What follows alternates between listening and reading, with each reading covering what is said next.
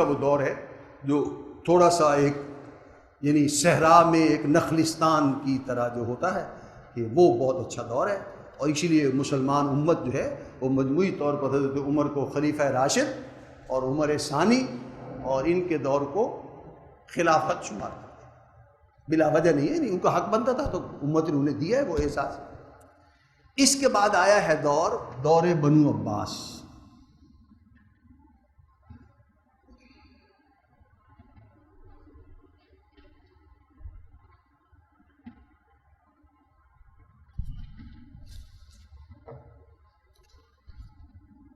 دور بنو عباس، عباس کا خاندان، عباس یہ وہی ہیں رضی اللہ تعالیٰ عنہ جو حضور کے چچا ہیں، ان کے خاندان میں امیہ سے وہ عباس کے خاندان میں حکومت جو ہے وہ چلی گئی۔ یہ ان کا سارا شجرہ یہاں دیا ہوا ہے، اور اس کو میں تھوڑا سا اشاروں کنایوں میں آپ کو پڑھ کر سنا دیتا ہوں۔ بنو امیہ کا جو دور ہے اس میں چونکہ حضرت علی کے خاندان سے لڑ کر انہوں نے وہ حضرت واقعہ کربلا ہو گیا، حضرت حسین کی شہادت ہو گئی، اور اس پس منظر میں یہ حکمران بنے تھے، تو ان کے دور میں بنو امیہ کے دور میں بنو ہاشم پر بہت سختیاں کی گئیں کہ ان سے جو ہے وہ ہو سکتا ہے ریٹیلینس اور کوئی جو ہے وہ ایسی تحریک چل پڑے کہ یہ حکومت کے خلاف اٹھ کھڑے ہوں، لہذا ان میں سچ کتنا ہے زیادہ، لیکن بہرحال وہ ان کو خطرہ تھا، اور ان کو چونکہ ظلم بھی ہوا تھا ان پر، لہذا وہ ایک بنو امیہ کی طرف سے ان کو دبایا گیا ہے بہت زیادہ، اگرچہ جو تاریخی حالات میں سے تو اس میں مبالغہ بھی ہو سکتا ہے زیادہ، لیکن بہرحال دبایا گیا کہ ان سے خطرہ تھا، اور ان کو اس کو حکمرانوں کو ڈر تھا کہ کہیں یہ ہمارے خلاف خطرہ نہ بن جائیں۔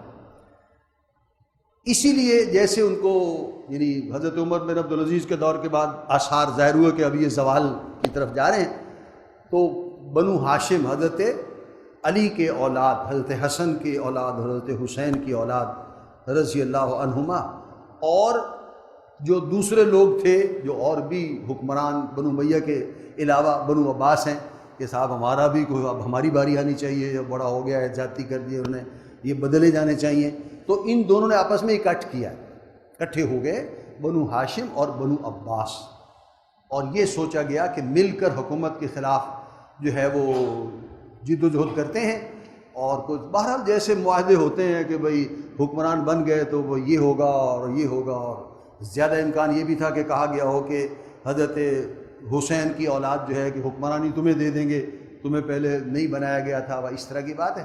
لیکن وہ جب جد و جہد ہو کے کامیاب ہوئی تو بنو عباس جو ہیں وہ خود حکمران بن گئے، اللہ اللہ خیر۔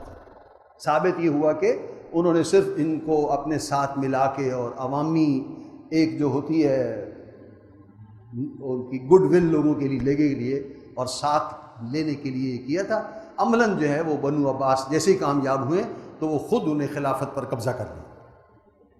یہ لکھا ہے عباس، یہ حضور صلی اللہ علیہ وسلم کے چچا ہیں اور رضی اللہ عنہ، اور فتح مکہ کے وقت سے پہلے 2 دن مسلمان ہوئے تھے۔ ان کے بیٹے عبداللہ ابن عباس ہیں، مشہور صحابی ہے، نوجوان، بہت احادیث ان سے مروی ہیں، اور رسول اللہ صلی اللہ علیہ وسلم خاص ان سے شفقت فرماتے رہے۔ ان کے بیٹے آگے ہیں علی بن عبداللہ، اور ان کے آگے بیٹے ہیں محمد بن علی۔ یہ دور وہ آ گیا کہ جب بنو امیہ کی حکمرانی آخری دور میں داخل ہو چکی تھی اور زوال کے قریب تھے۔ دوسرا خاندان ہے حضرت علی کا۔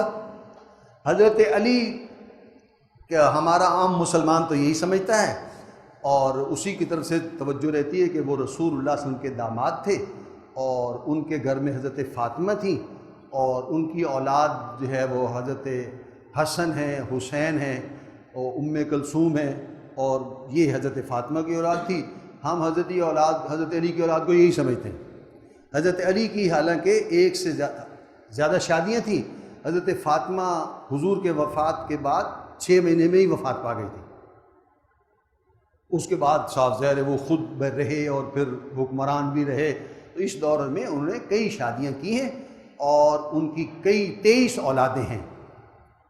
تو عوام کو بس ایسے ہی وہ جس وجہ سے میں آپ کو کہہ رہا تھا کہ ہمیں صرف یہی پتہ ہے کہ وہ حسن حسین ان کے بیٹے ہیں بس، تو کسی نے یہ تصور پھیلایا ہے کہ باقی جو حضرت علی کی اولادیں تھیں ان کو چھپا کے رکھا ہے، وہ بتایا ہی نہیں جاتا تاکہ وہ ان کے عزت و احترام میں کوئی کمی نہ آئے۔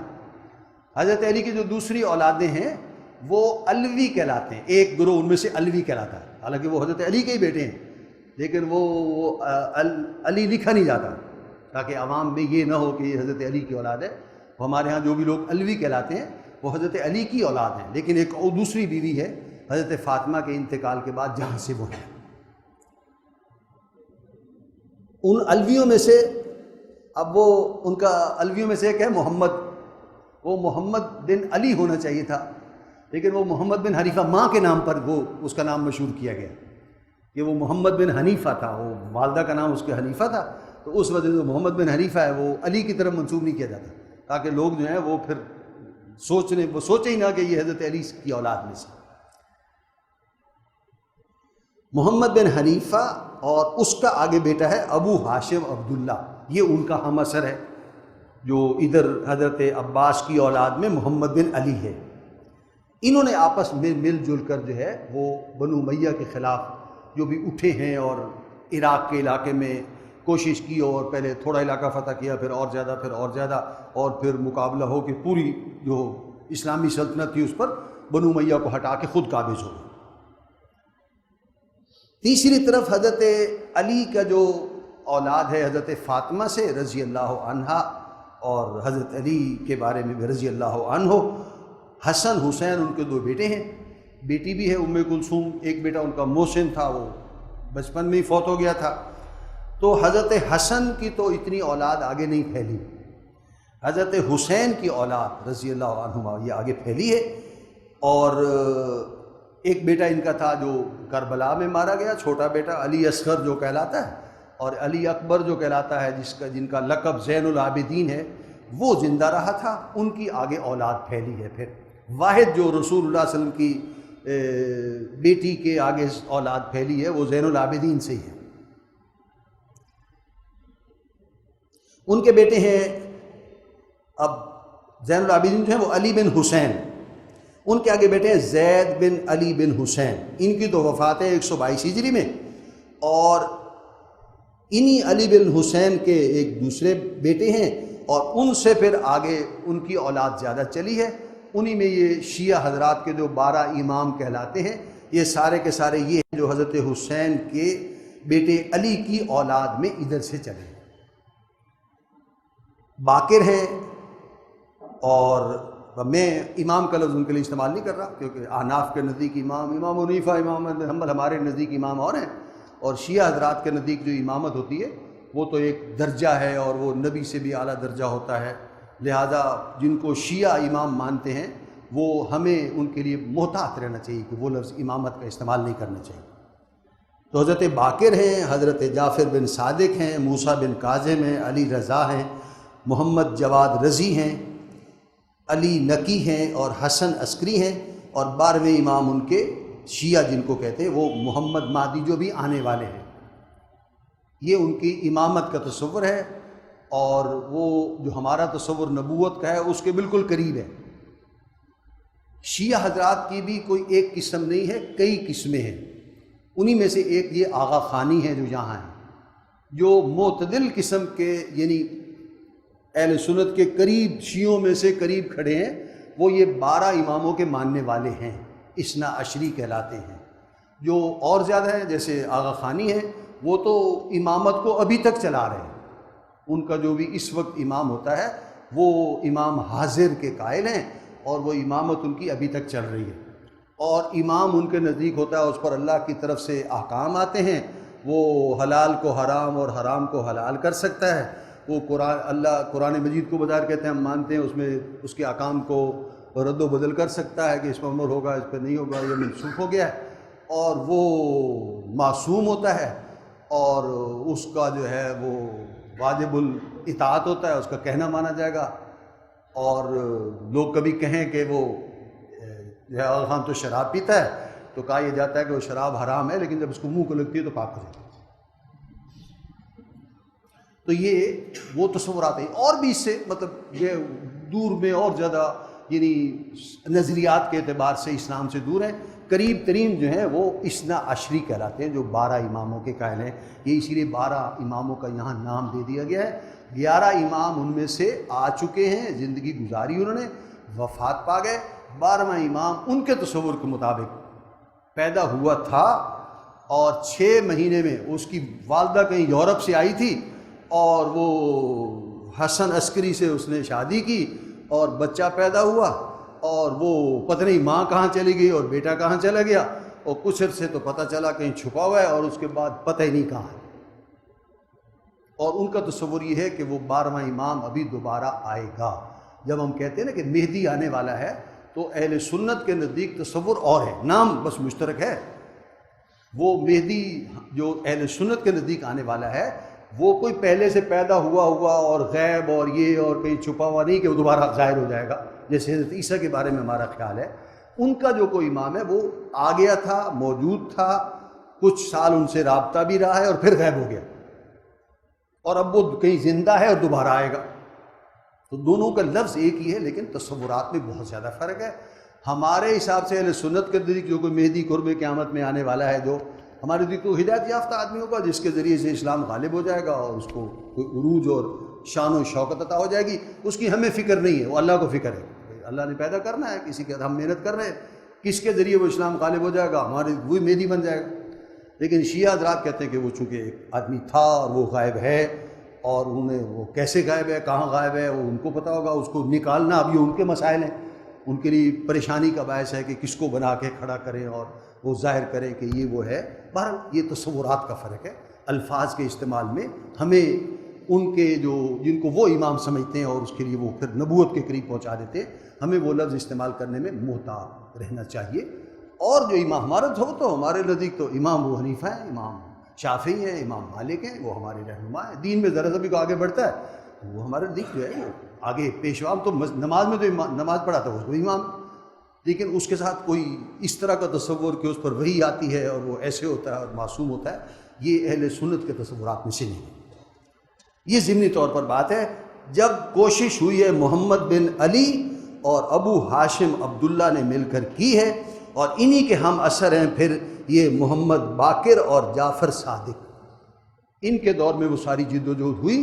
132 میں وہ جو زوال ہے بنو امیہ کی حکومت کا، تو اس کے بعد پھر حکومت ان کے پہلے یہ عراق کا علاقہ فتح ہوا تھا اور اس کے بعد دمشق تک پہنچ کر انہوں نے پوری حکومت پر قبضہ کر لیا. تو پہلا جو حکمران بنا، لوگوں کو تو خیال تھا کہ شاید وہ حضرت علی کی جو اولاد میں ہیں ان کو کسی کو خلیفہ بنائیں گے، لیکن انہوں نے نہیں بنایا خلیفہ اس کو. پہلا جو حکمران بنا ہے وہ ابو العباس صفا. ابو العباس کا نام تھا، صفا اس کا ویسے نام پڑ گیا کہ وہ حجاج بن یوسف کی طرح بہت ظالم تھا. حکومت بنائی تھی اور اس کو مستحکم کرنا تھا، جو بندہ ذرا سا ادھر ادھر ہوا وہ مار دیا، بس ختم. دنیا میں ہے یہی حکومت. اسلام جو کہتا ہے یا خلفائے راشدین سے، وہ حکومت اور ہے. اپنی مرضی سے جو علاقہ فتح کر کے اس کو جو ہے وہ کہا جائے گا کہ اب یہ ہماری حکومت، کوئی بولے نہیں اور کوئی خلاف نہ ہو، وہ تو سوائے اس کے کچھ نہیں ہو سکتا کہ جو بولے اس کو مار دو. حتیٰ کہ دنیا میں غیر مسلموں میں تو رواج ہے ہی ہے. جو مسلمان حکمران بھی ذرا دین سے دور تھے، اگر کوئی بادشاہ ہے، اس کے 4 بیٹے ہیں، تو بس جیسے ہی وہ بادشاہ قریب المرگ ہوا اور کسی بیٹے نے آگے بڑھا اور باقی بھائیوں کو قتل کر دیا اور حکمران بن گیا، تاکہ خطرہ تو ہو ہی نہ کوئی. کچھ سال کے لیے بس نہ کوئی دعوے دار ہوگا نہ کچھ ہوگا. تو یہ سلسلہ دنیا میں چلتا رہتا ہے ذاتی اغراض کے لیے. اور یہ کچھ جو اللہ والا ہوگا یا وہ خدا خوفی ہوگی، اس میں یہ چیز کم ہوگی، یا کوئی اور وجہ معقول وجہ موجود ہو تو نہیں کہا جا سکتا. لیکن عام طور پر اسی طرح دنیا میں ہوتا ہے کہ جہاں سے بھی خطرہ ہوتا ہے ان سب بندوں کو جو ہے وہ تحقیق کر دیا جاتا ہے.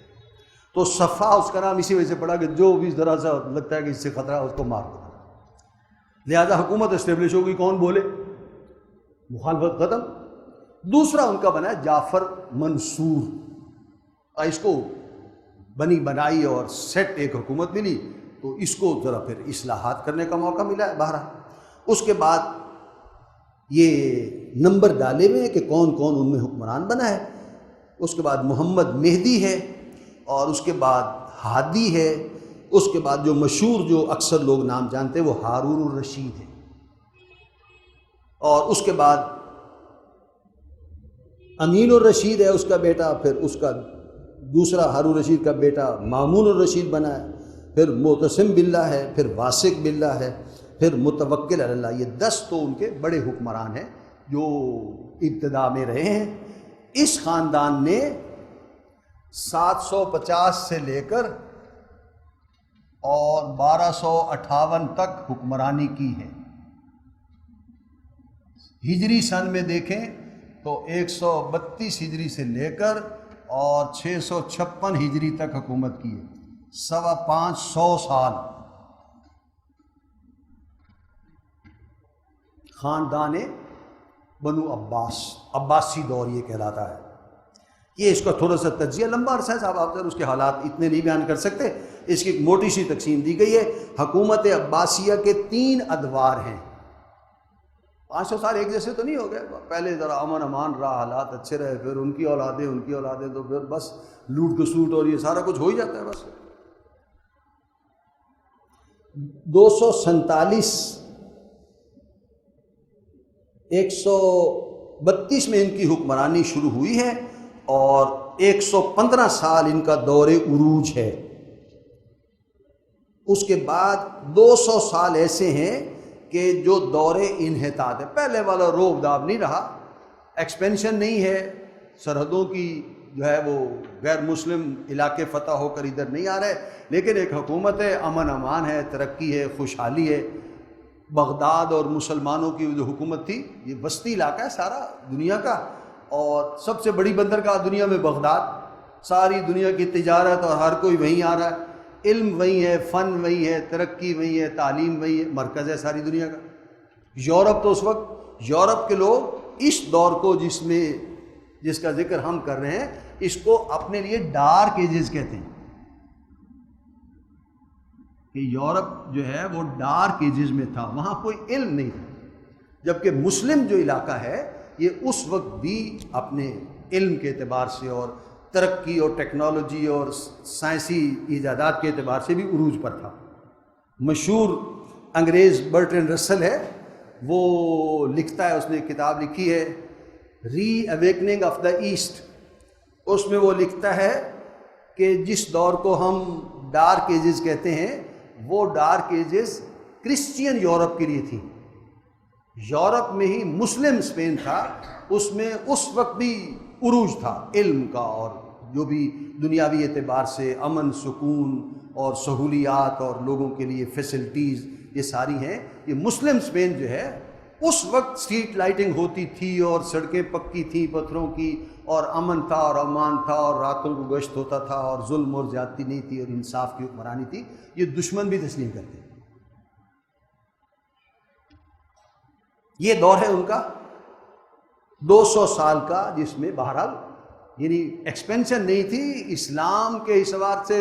خلافت راشدہ کے بعد بہت نیچے چلے گئے ہوں گے صاحب ظاہر ہے، لیکن باقی دنیا کے مقابلے میں ایک گرا پڑا مسلمان جو ہے وہ کافروں کے یعنی بڑے نیک اور بڑا با اخلاق اور با کردار انسان سے بہت بہتر ہوتا ہے، اس لیے کہ اس کو خدا خوفی اور آخرت کا کوئی احساس اور کوئی نہ کوئی اثر ہوتا ہے۔ ان میں ہوتا ہے تو وقتی دور میں پکڑا نہ جائے، بس اس لیے کوئی برائی سے بچتے ہیں اور دھوکے سے بچتے ہیں۔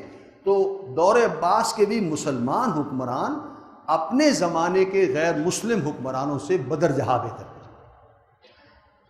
تو دور زوال ہم اپنے اعتبار سے کہہ رہے ہیں کہ خلافت راشدہ کے مقابلے میں بہت نیچے چلے گئے تھے، ورنہ غیر مسلم بادشاہوں سے کمپیئر کریں تو وہ ایسے ہی لگتا ہے جیسے چاند کو دیکھ رہے ہیں۔ ان کا کردار اس زمانے میں بھی بہت بعد کا ہے، یہ اسی دور کا ہے، اس کے بعد کے دور کا ہے، اس سے بھی کہ وہ ایک ترک حکمران تھا، اس نے ایک محل بنانے کا فیصلہ کیا، اس پر جو ہے وہ آدمی لگائے کہ یہ محل بنا دو، اور ان کا جو بھی آج کل کیا کہیں گے بڑا انجینئر ذمہ دار جو تھا وہ بناتا رہا یہ کر دو، لیکن جب وہ محل بن کے تیار ہوا تو اس کو پسند نہیں آیا، اور پسند نہیں آیا تو بادشاہ نے اس کو بلایا اور اس کے ہاتھ کٹوا دیے۔ کیا فائدہ اتنا پیسہ خرچ کرنے کا، اور تمہارے ساری جو انجینئرنگ ہے اور اس کا۔ وہ بندہ جس کا ہاتھ کٹ گیا وہ جج کے پاس چلا گیا کہ میرا اس میں کیا قصور، میں روز تو چیک کرا دیتا تھا بھائی یہ بن رہا ہے، وہ پہلے بتاتے، اب جب بن کے تیار ہو گیا تو اب ہاتھ کاٹ دیے میرے۔ وہ جج نے جو ہے بادشاہ کو بھی بلا لیا، اور صاف ظاہر ہے اس نے بہت حکیمانہ انداز میں آیتیں سنائیں، یہ کیا، تمام انسان برابر ہیں اور ظلم ہی کر جائیے. بادشاہ نے اپنا ہاتھ نکال دیا کہ کاٹ دے میرا ہاتھ، یعنی قصاص میں میرا ہاتھ، میں نے کاٹا ہے اس کا ہاتھ، تو میرا ہاتھ کاٹا. وہ اس شخص نے معاف کر دیا، یعنی کوئی کمپنسیشن لے کر معاف کر دیا. لیکن اسلام کا جو عدل اور انصاف کے اصول ہیں کہ بادشاہ نے بھی ہاتھ اپنا نکال دیا.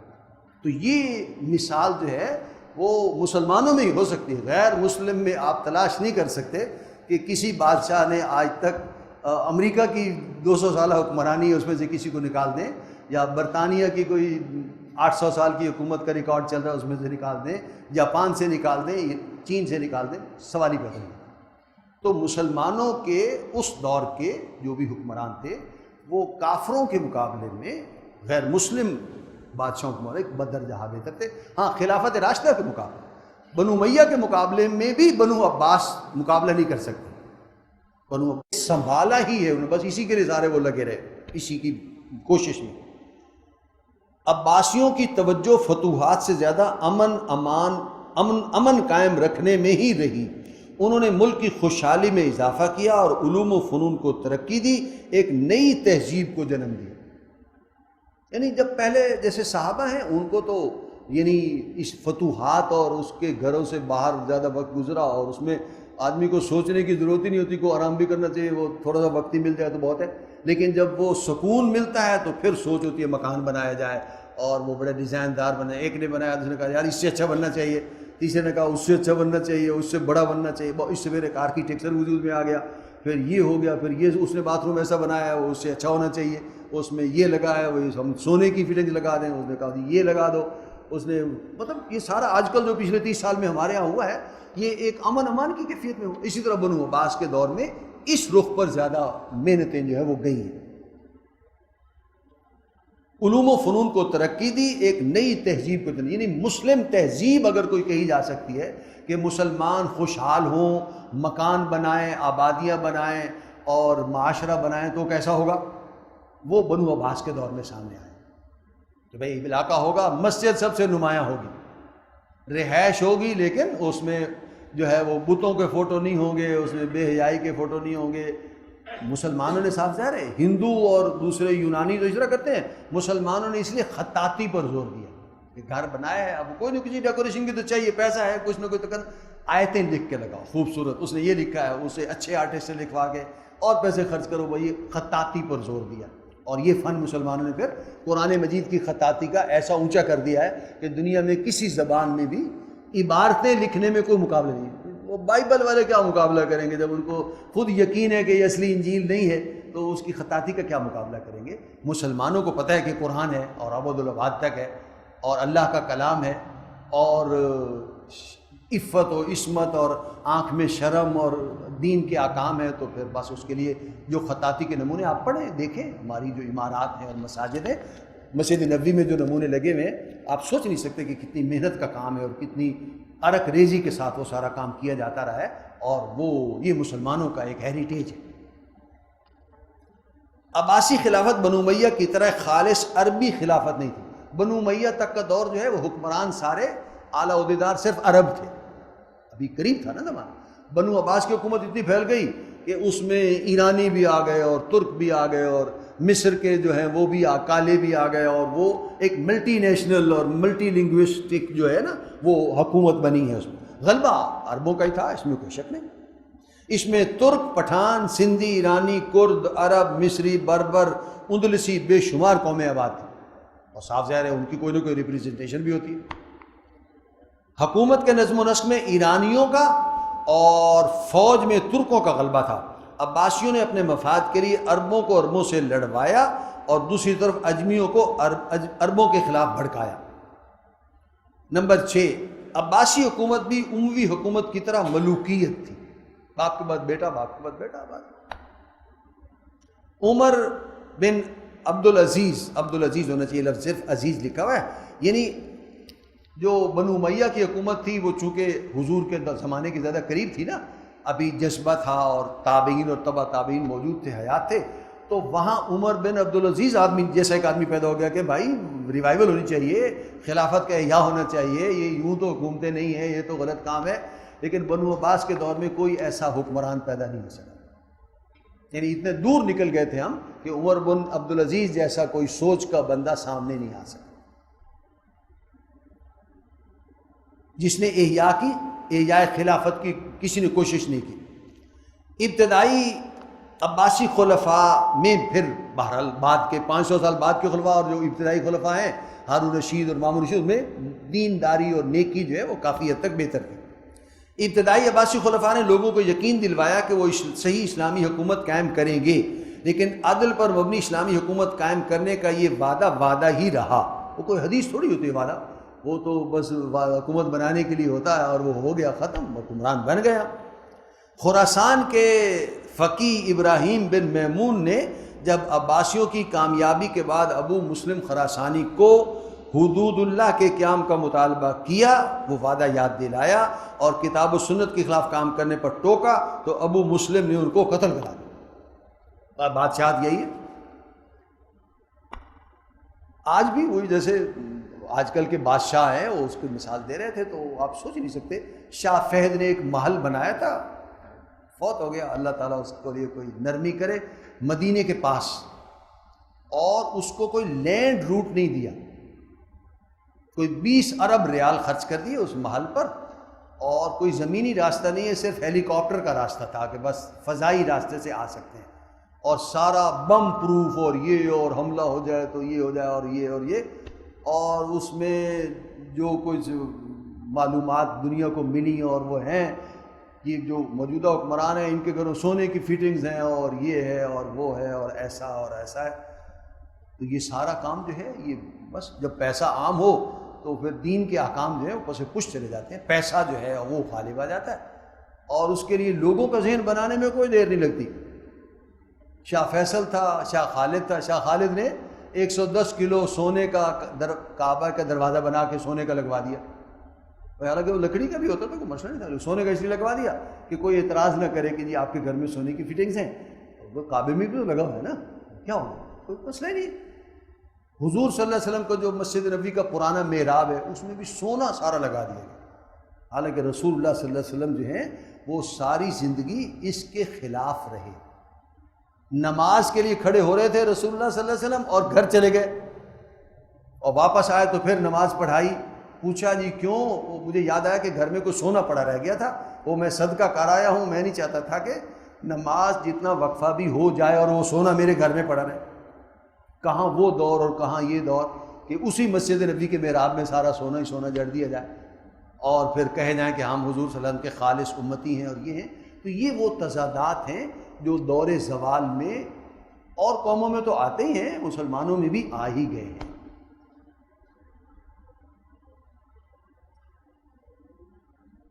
البتہ بعد کے حکمرانوں ہارون رشید، مامون رشید نے اسلامی اقتدار کے فروغ کے لیے کام کیا ہے. اسلامی قانون کے نفاذ میں دلچسپی لی. یہ ہارون رشید اور مامون رشید نے پھر کیا ہے کہ فقہ حنفی نافذ کر دی. امام ابو حنیفہ کو کہا گیا تھا کہ آپ ہمارے چیف جسٹس بن جائیں اور آپ کی آپ کے کہنے کے مطابق ہم سارا نظام بنا دیتے. انہوں نے تو انکار کر دیا، لیکن ان کے شاگرد ابو یوسف جو ہیں وہ چیف جسٹس قاضی القضات بن گئے تھے اور پھر فقہ حنفی اسی دور میں پوری اسلامی ریاست میں نافذ ہو گئی اور ساری دنیا میں پھیل کر سب سے بڑا مذہب جو مسلمانوں میں رائج ہے وہ اسی وجہ سے ہو گیا کہ ان کے چیف جسٹس بننے سے، قاضی القضات بننے سے پوری مسلمان ریاست کا قانون فقہ حنفی بن گیا. بہرحال اس سے پھر جو عدل اور انصاف ملا تو وہ عباسیوں کی نیک نامی میں اضافے کا باعث بن گیا. عباسی دور کے قاضیوں نے بھی انصاف اور عدل کے دامن کو تھامے رکھا. قاضی ابو یوسف کو خلیفہ نے پوری مملکت کا قاضی القضات بنایا. فقہ حنفی اس دور میں تیار کی گئی جب ملوکیت اپنے عروج پر تھی. خلیفہ وقت کے خلاف اور اس کے محلات اور جاگیروں کے خلاف بات نہیں ہو سکتی. عوام کو انصاف دو، یہ کرو، لیکن بادشاہ کے بارے میں کہ محل کیوں بنا لیا ہے اور کہاں سے پیسہ آیا ہے اور اس میں آپ کیا کر رہے ہیں اور اس کے بارے میں بات نہیں ہو سکتی. زمینوں کا بڑا حصہ خلیفہ، شاہی خاندانوں، وزیروں اور امیروں کے قبضے میں تھا. سرکاری خدمات کے معاوضہ میں زمینیں جاگیر کی شکل میں دے دی جاتی تھی. ہارون رشید نے قاضی ابو یوسف سے کتاب الخراج لکھوائی. علماء کے اثر و رسوخ اور مذہب سے دلی لگاؤ کے باوجود معاشرے میں یعنی آخری دور جو ان کا ہے 1258 میں جو ان کا خاتمہ ہوا اس کے قریب غیر اخلاقی اور غیر صحت مند سرگرمیوں میں اضافہ ہو گیا۔ جب عباسی خلافت پر ایرانیوں کا اثر بڑھا تو نجومیوں کا کاروبار چمک اٹھا، تمام بڑے اسلامی شہروں میں باقاعدہ بازار لگنے لگے جہاں لونڈی غلاموں کی فروخت ہوتی تھی، البتہ غلاموں سے حسن سلوک ہوتا تھا اور یہ غلام اعلیٰ عہدوں پر فائز ہوتے تھے۔ مامون اور معتصم لونڈیوں کے وطن سے ہیں۔ موسیقی، مصوری، خوش نویسی، نقش نگاری نے اس دور میں ترقی کی۔ عمراء اور رؤسا کے حلقوں میں شراب عام طور پر رواج پا چکی تھی۔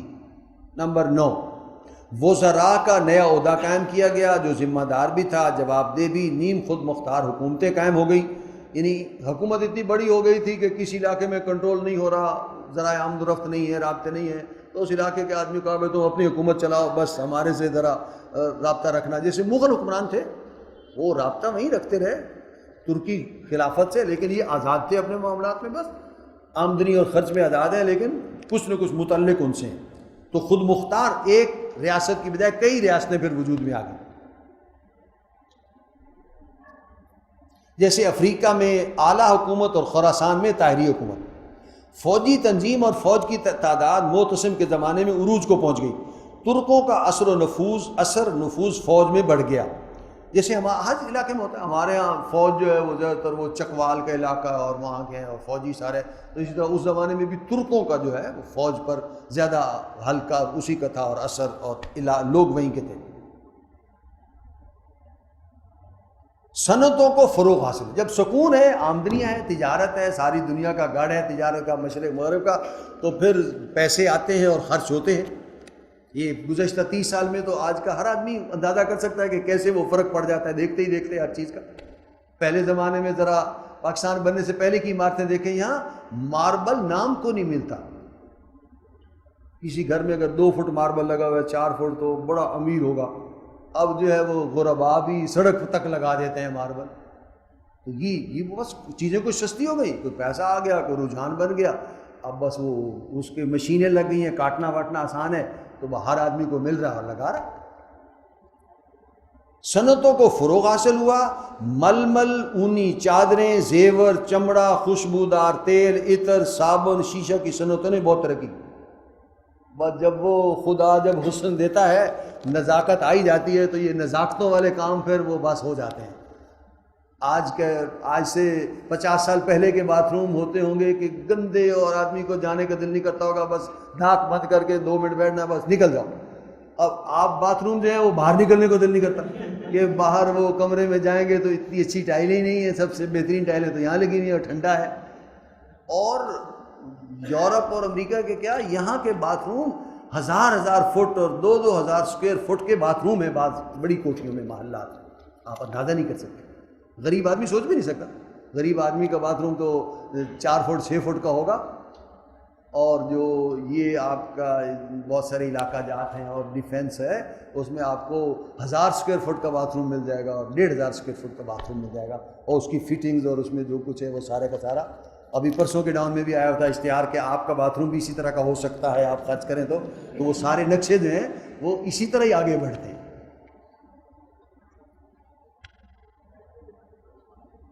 باغوں کی کثرت، 2 منٹ اور ایک یہی پڑھ کے ختم کرتے ہیں۔ باغوں کی کثرت، شاندار محلات، سیرگاہیں، کوٹھیاں، جھیلیں، پولو کے میدان، کشتی کی سیر، بغداد، بصرہ رومانوی شہر بن گئے۔ جیسے کبھی بیروت ہوتا تھا یا امریکہ کے شہر ہیں، اس طرح کے بغداد اس طرح کا شہر تھا۔ رعایا خوشحال ہو گئی، لوگ آرام پسند ہو گئے، بڑی بڑی بندرگاہیں تعمیر ہوئیں جہاں بڑے بڑے بحری جہاز لنگر ہوتے تھے، اور بغداد پوری دنیا کا تجارتی مرکز بن گیا۔ اسی پر ختم کرتے ہیں، باقی انشاءاللہ زندگی رہی تو کل پڑھیں گے، اور شام کو عصر سے مغرب تک سوالوں کے جواب دیں گے۔